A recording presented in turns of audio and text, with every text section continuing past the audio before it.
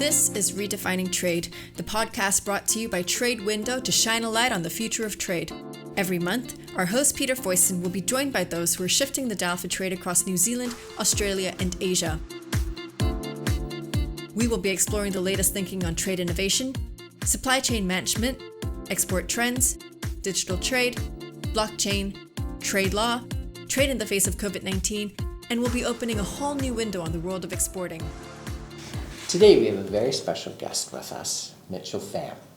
Mitchell is a true Kiwi legend who wears many hats and is a business and social entrepreneur. Today he's here to share insights and observations from his experience and background in the digital world. So firstly, let me ask Mitchell briefly to introduce himself and the work that he does in the tech and digital industry. So over to you and welcome. Thank you, Peter, and Kira, everyone. Just a quick background on myself. I started my career in 1993 when I co-founded the Augen Software Group with some university friends.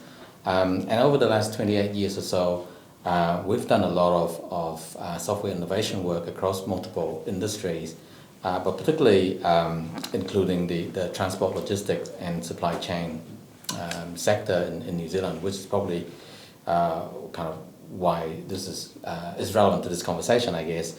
And my experience also includes about 16 years of building business relationships and operating a business on the ground in Asia, which led me to co-found the Kiwi Connection Tech Hub in Ho Chi Minh City in Vietnam. And then outside or alongside my own business, I've been involved in technology industry development work for nearly 20 years now. Where's the time gone? And I currently chair NZ Tech as well as FinTech NZ. And I've also been involved in advising government in such areas as building relationship with Asia, for instance, or government's impact on businesses, particularly SMEs, as well as government's impact and involvement or the role of government in our technology innovation ecosystem here in Aotearoa as well. And I think for all my sins, I'm now chairing the... Well, everyone else has to pay the price. Absolutely, gladly. By the way, just in case my team is listening, I chair the Digital Council for Aotearoa, New Zealand. We provide independent advice to government on how to maximize the benefit of digital and data-driven technologies from a kind of societal perspective. And one of the projects that we've been doing is to understand the impact of e-commerce, digital marketplaces, as well as supply chain and logistics on Kiwi businesses, especially SMEs, and also the kind of the more macro view of how that impacts our economy, especially since we are looking at developing a more digital economy for New Zealand. And then on top of that, I guess outside of New Zealand. On top of that. Last but not least, outside of New Zealand, I've also been recognized as an Asia 21 fellow and Global Council member of the Asia Society. This is based out of New York City, and also as a young global leader by the World Economic Forum out of Geneva. Wow, that's pretty so, impressive, my those friend. are some of my sins. Just some. Well, as I said, it's very impressive, and we're thrilled to have you here. And we're keen to kind of get down into the weeds on the development of digitization and what it really means when you're on the ground and working for the cause. And I think what's really interesting is you seem to be able to bring the combination of real work experience, managing a number of different firms, being able to interact with government in lots of different ways, and then being able to see the bigger picture. And we'll try and explore some of those things along the way to help people understand, how digitization is changing people's lives, but also how we can help create in New Zealand that even faster, because there just are so many benefits that certainly COVID has helped to bring out. I hate to say that word, but I think we have to admit that the past year, and it's hard to believe it has been a whole year since the lockdown here, that COVID has really highlighted the digitization aspect and the benefits that it can get. So, what I'd like to first question is, you have a really influential position, well earned, I would say, in New Zealand in terms of the direction of all things digital, and the recommendations of the Digital Council. We'll talk a bit about that for now. How important would you say the Digital Council is to New Zealand? And maybe you've said a little bit of how it works, but it might be helpful for people who aren't as close to it as yourself to provide a bit of a sense of how it's kind of come about, and what is the objective of it, and what you see is in particular the specialness of what it can offer to the country. Great. Although that's a multifaceted question, one at a time. Sorry. Absolutely. If there's a loaded question, just kidding. Peter, the Digital Council was put together, or was formed to provide independent, and I think I emphasize the word independent advice. I'm writing it right down and underlining it. Independent to the government. Okay. On how to maximize societal benefits from digital and data-driven technologies, and that's a very, very broad kind of brief, because there's a lot within that kind of realm.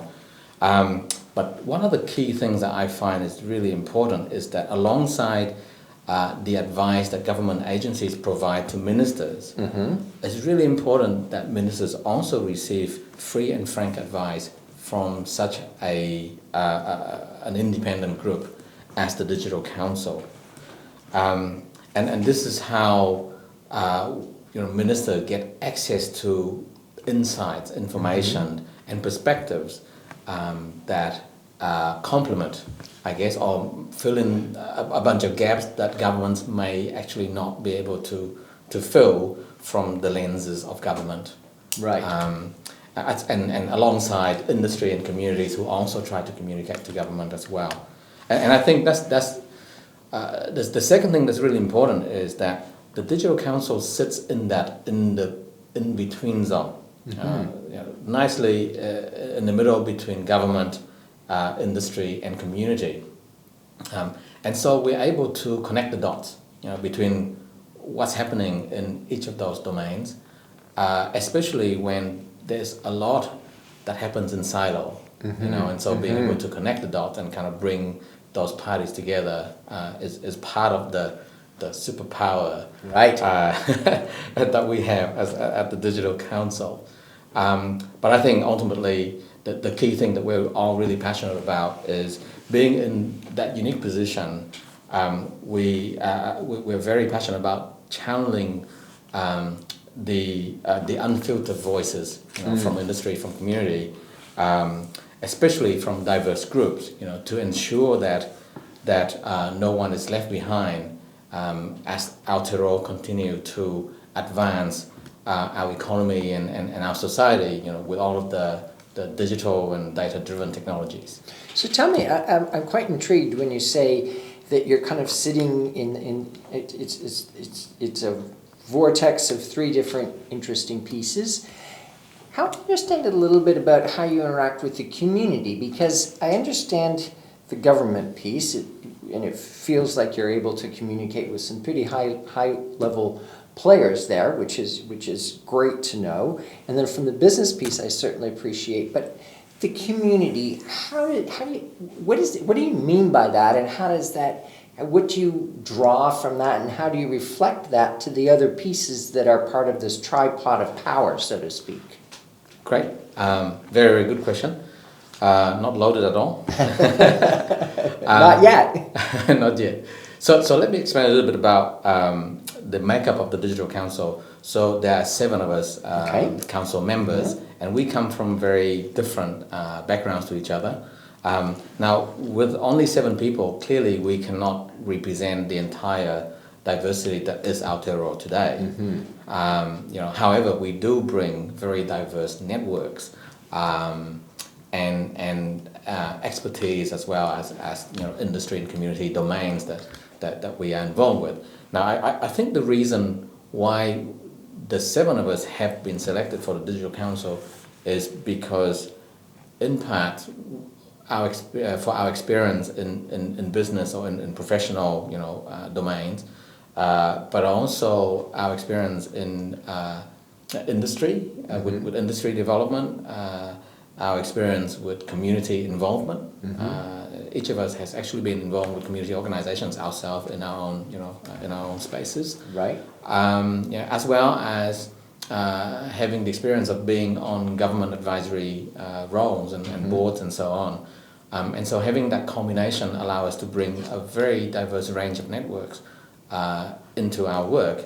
And because we don't, individually, we can't represent our entire population, we have a very deliberate approach that we have carved up in our program of work to ensure that we reach out and engage with very different, very diverse groups and industry groups and community groups that we have identified as our stakeholders. Right. That we deliberately engage with, systematically, whether or not these groups may end up participating or not, in some of our project work. It kind of doesn't matter. It's really important that we just connect, because we want to draw out the voices, we want to draw out the insights of what's really happening in those parts of our population or those parts of our economy, where digital is both an opportunity as well as a challenge. Yeah, for sure.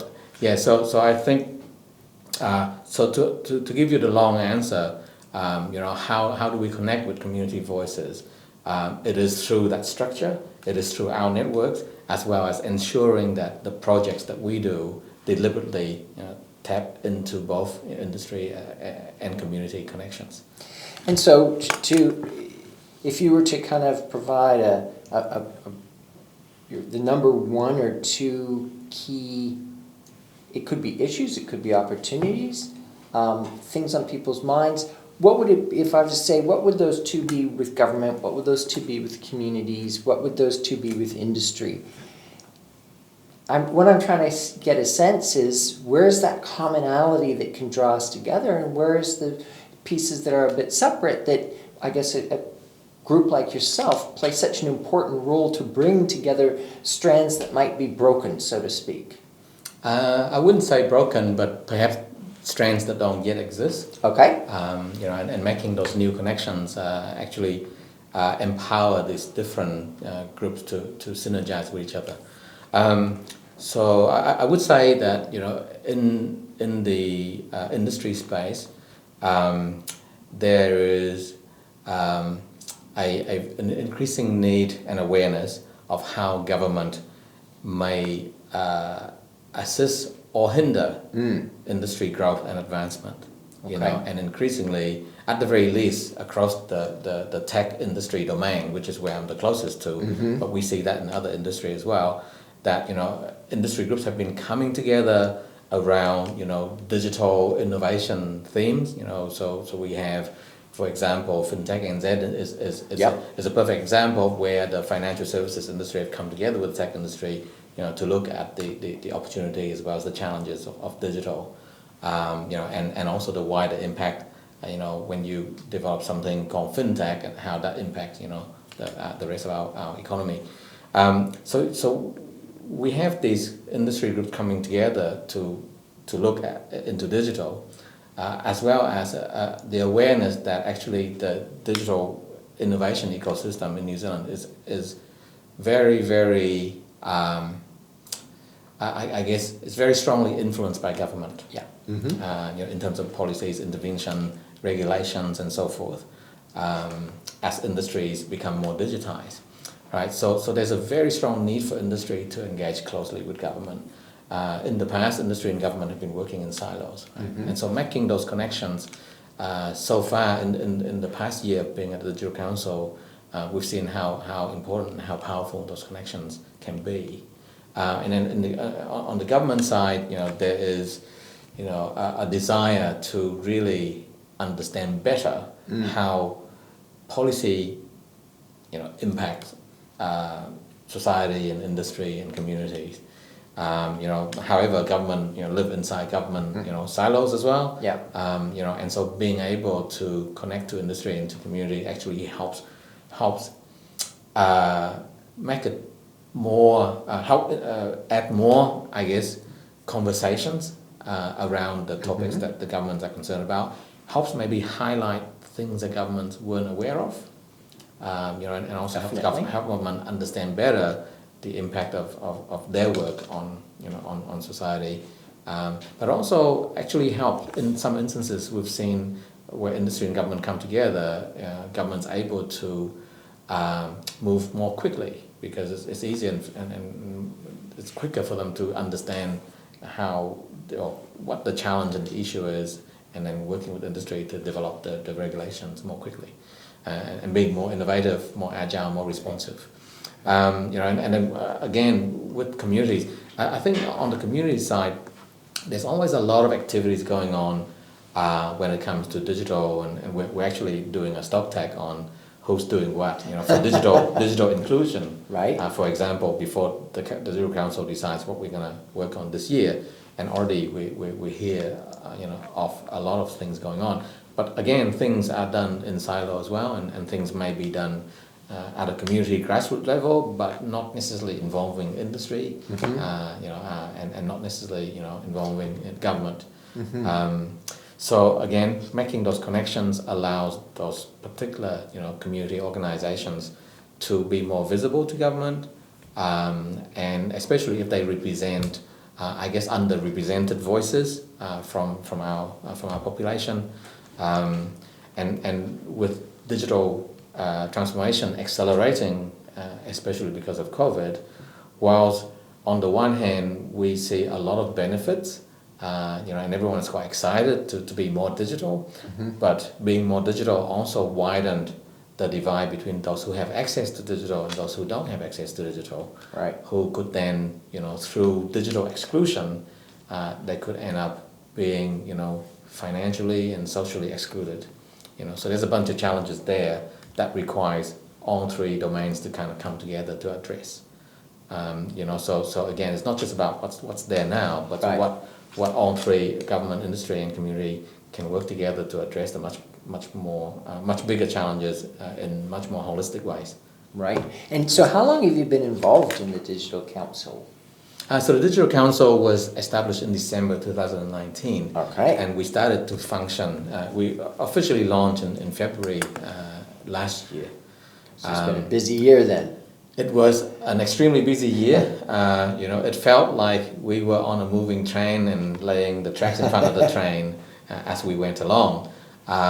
So it was kind of an establishment year, but also at the same time we were hit by COVID, so we couldn't do a lot of things on the ground. We had to do almost everything digitally, and we found ways to get around things, and we were able to still engage with industry, with community.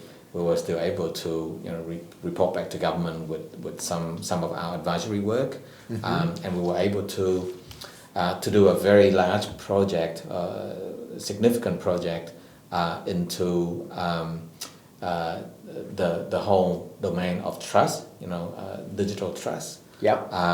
With a bit of a focus on automated decision making.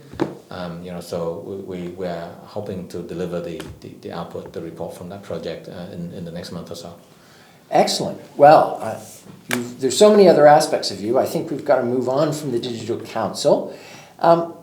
Give us a bit of insight about what the Augen Software Group does, and why you founded it, and some of the really what you think has been the most interesting pieces of that particular journey. Great. The Augen Software Group has been both a professional as well as a personal journey.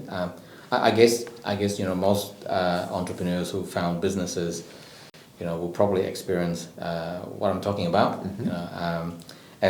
So we are a software development company of 28 years in New Zealand and 16 years in Southeast Asia.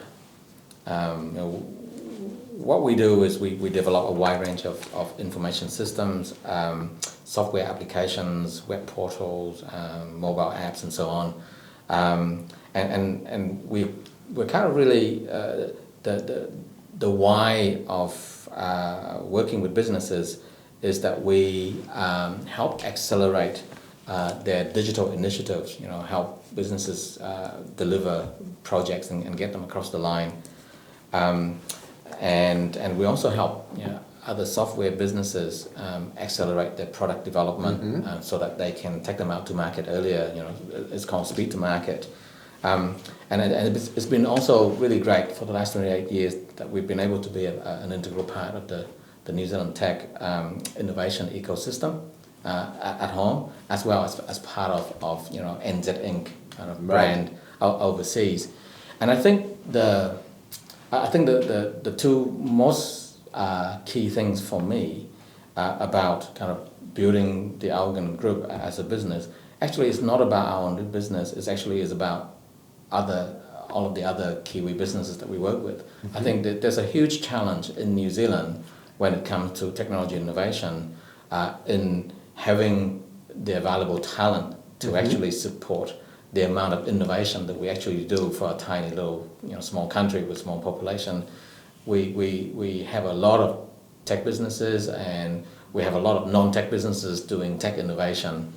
So we're constantly under pressure to draw from a very, very small pool of talent.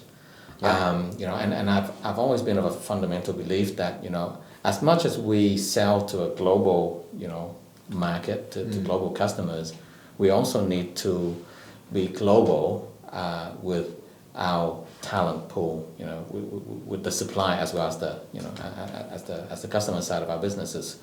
And so the idea that Augen established a development center in Ho Chi Minh City in Vietnam back in 2004, 2005 has been to develop a model that can support Kiwi businesses to continue to innovate and to scale beyond the very, very tight resource pool that we have here in country. And it's been quite interesting to see how Kiwi businesses open up and work with a very distributed team model. It's not easy. I think Kiwi businesses are all very good at DIY and doing things in general. Yeah, so in general. So opening that up is quite a different model. So that's been quite fascinating. The more personal thing, the other thing, I said there was two things. So the other thing is more personal for me. I think being able to go back to Vietnam and set up business and build that connection between New Zealand and Vietnam has always been very personally important to me. It also allows me to see my parents, every few months when I'm on the ground. So it's been a great journey to be part of. And what kind of, it seems like the New Zealand part has been going for about 28 years. You were, I guess, expanding, being successful, all those types of good things. What kind of made you say, wow, Ho Chi Minh, this is a great spot for us to add on and 1 + 1 = 5. What was that kind of light bulb moment for you, and why did it happen after you'd already been existing for a fair, you'd already had a fair amount of success and time on the ground as most companies go. So what was that kind of aha moment that said, now I'm going to go do this? I think first and foremost it was out of necessity. Okay. Around about 2004, we were already suffering from acute constraints, and the pressure from our customers to really have enough, human resource to really build these projects for our customers. And it was really difficult for a small company in a tight labor market to really draw talent from the labor market, which was already getting really expensive. Right. We couldn't compete against the big companies. Yeah. With the big brands. So for us, looking overseas was a thing of necessity. And we looked around Southeast Asia, where I'm familiar with, and we decided that in order to make something like this work, it really isn't just about where the low cost may be or where the abundance of resource may be, but also how well we could actually make two very different cultures work. And in order to do that, we, as a business, myself, along with my business partners, we decided that we really needed to leverage, me being from Vietnam and being able to understand the culture, being able to move around in market, already have strong connections through my families. Sure. Being able to leverage all of those things to really make it as easy and as quick as possible for us to establish an operation on the ground, and then also develop the interworkings to make that work, in between two very different cultures and countries and time zones, to then be able to help Kiwi businesses to continue to innovate. And have you found that your clients here in New Zealand, have their perception, their expectations, have they shifted over the years since 2004? What's been kind of the growth on both sides? It's been very interesting. We thought that we would grow the two operations kind of at different paces and different sizes, but as it turned out, we still very much needed to grow the team in New Zealand, because we discovered that having in market local presence in New Zealand, in order to be able to work closely with our customers, who we see as the source of innovation, where the ideas come from and where the domain knowledge is, that is very, very critical. So we still have to continue to grow the New Zealand presence, and then growing the team in Vietnam to support the mechanical, the technical development of the ideas into products, or delivering the projects in these New Zealand businesses. So that's been quite interesting to see that the value of being able to be really close and working closely with companies here before we scale the development for them in Asia has been quite key. I think where a number of companies have probably not succeeded with offshore,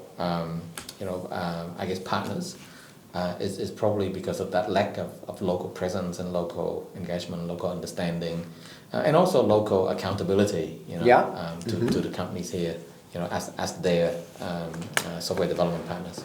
So one last question on this particular issue, but you said you kind of were forced to look to Vietnam because of this labor shortage. It's been many, many years. If you're starting up again, do you think you'd still be facing a similar labor shortage and have to make a similar decision? It's an interesting question that myself and my business partners having asked ourselves a number of times over the years, and I think the answer always comes back to yes, and that's because the level of new innovation that continue to be generated in New Zealand continues to put demand and pressure on our local human capital base here to support the development of all of those innovations. Whether or not tech companies, we have tech companies being spun up all the time. Yeah. But outside of tech, businesses constantly have to deliver on digital transformation, and today even more so than 10, 20 years ago. And the intense competition, international competition and everything else for talent, continue to increase that pressure. So I think compared with 2004, today we're actually under higher pressure than even back then to resource internationally for Kiwi innovation. So it's kind of a good news, bad news story, but ultimately a good news for everyone. Actually, it is good news because it's not just supplying talent to address a solution, but it also adds diversity to businesses that are potentially otherwise quite siloed inside New Zealand, right? So opening up, to international teams, also opening up, the thinking of the people in the business, and I think that's really, really critical. And that's how Kiwi companies actually transform and become, global businesses. Well, I think that's a really interesting point, because we've talked with a number of people in the past, and it's, Kiwis recognize that their home market is just so small that they really need to branch out, but it's hard often for them to be able to branch out in a way which is as successful as they would like. So I think that's a really interesting insight of how you bring that piece, and I guess I'd say that it's interesting that the country is kind of still bursting at the seams even after all these years. So thank you so much again. It's been wonderful. And to our listeners, we love to hear any questions or suggestions that you have for the Redefining Trade podcast. And look out for our contact details in the show notes, or emailing us at redefiningtrade@tradewindow.io. Thank you very much. Thank you, Peter. This has been Redefining Trade by TradeWindow with our host Peter Foyston. Thanks for listening. Make sure you hit subscribe and keep an eye out for the next episode.